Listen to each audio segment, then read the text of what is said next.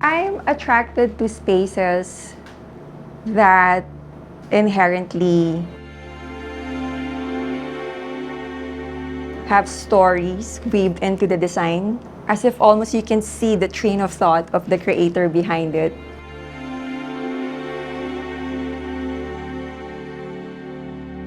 I'm also attracted to homes that have soul, even in a maximalist or minimalist approach.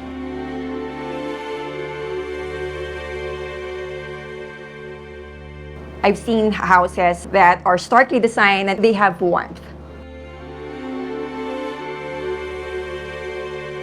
I'm also attracted to homes that have seamless outdoor and indoor spaces. It's almost as if they blend into its surroundings.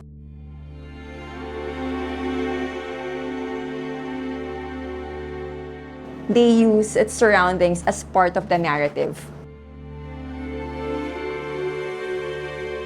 Those are the kinds of homes I'm attracted to. I'm Rhea Rizzo, and I'm the chef and owner of Mrs. Saldo's. I've always imagined Mrs. Saldo as this contemporary woman, and yet she still respects traditions, but borrows from different periods and cultures and makes them relevant today. It may sound or seem convoluted, but when you take a step back, you'll see that this patchwork of Californian, Peranakan, Thai, Japanese, even Moroccan influences.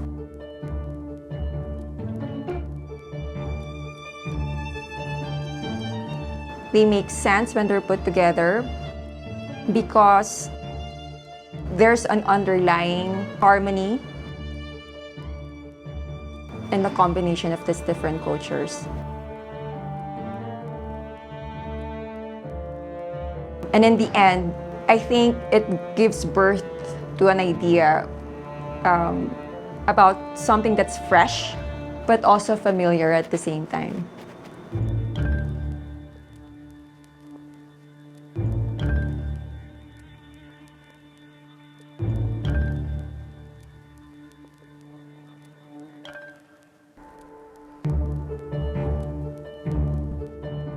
So the very first structure is this, we call it the majorelle, private dining. There's a strong emphasis on blue because when we went to Morocco, we saw the La Majorelle garden, the green against the blue, the yellows against the blue. That was such an impact. I also lived in Ubud. In Bali, clearly the jungle look, right? So I tried to incorporate the indoor and outdoor. There's no divide, right? So you can feel the outdoor even though you're inside. The Torii Gates, that's a piece of Japan right there, the Torii Gates. And then the bakery, that's inspired by our stay in Napa Valley. There was a time wherein we had so many guests, the family visits, and there was really nowhere for them to stay in. And even for me sometimes, like when I really get tired and there's this lull between lunch and dinner, so I know that I need to sort of just rest, put myself in a space wherein I can just re-energize. So that's why I said, well, why don't we build a house, a farmhouse?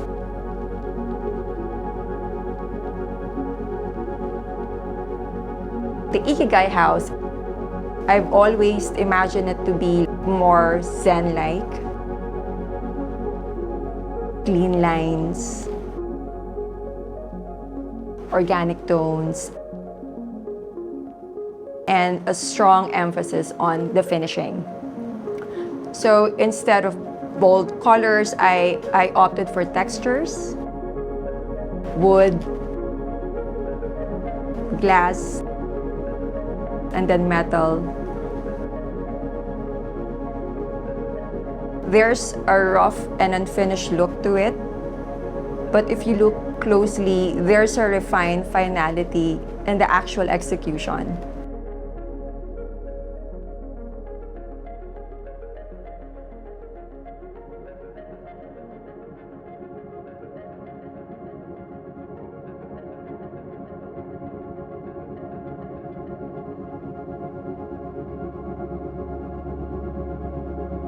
With the Ikigai House, it's so different from the farm because I wanted to create a divide between the chaos that is Mrs. Saldo's, the restaurant, the business, and this feeling of calm as soon as I enter into the farmhouse.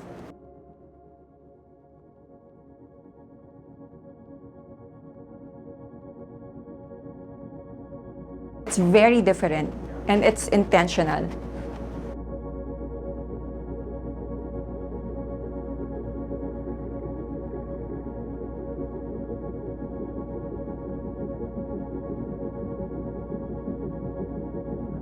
It kind of like comes full circle when it comes to being in hospitality, right? So it completes the customer journey and the customer experience. So if they want to dine and then maybe have a space to rest in, to invite their families and their friends, and we're there to cater to all of their needs. It's creating a space that will allow them to have meaningful connections with their loved ones and meaningful experiences. And hopefully we can achieve that through food and design.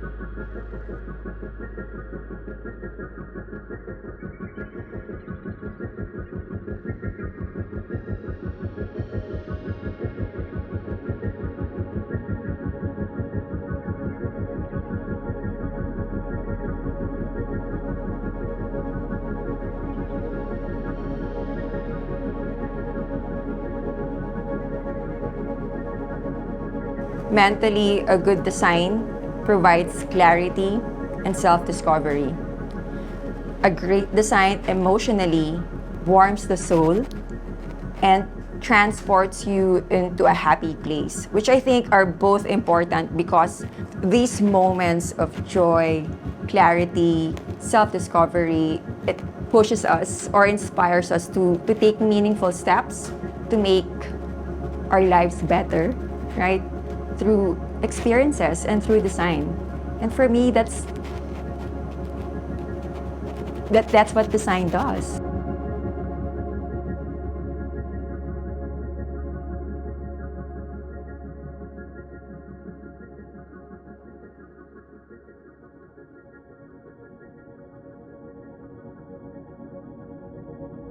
And the same way that good design and good food does, like it just warms the soul.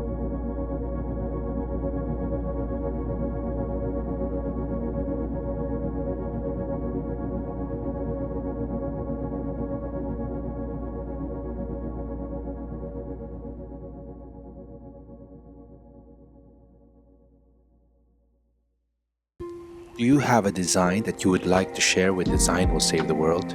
If so, email us at designwillsavetheworldchannel@gmail.com.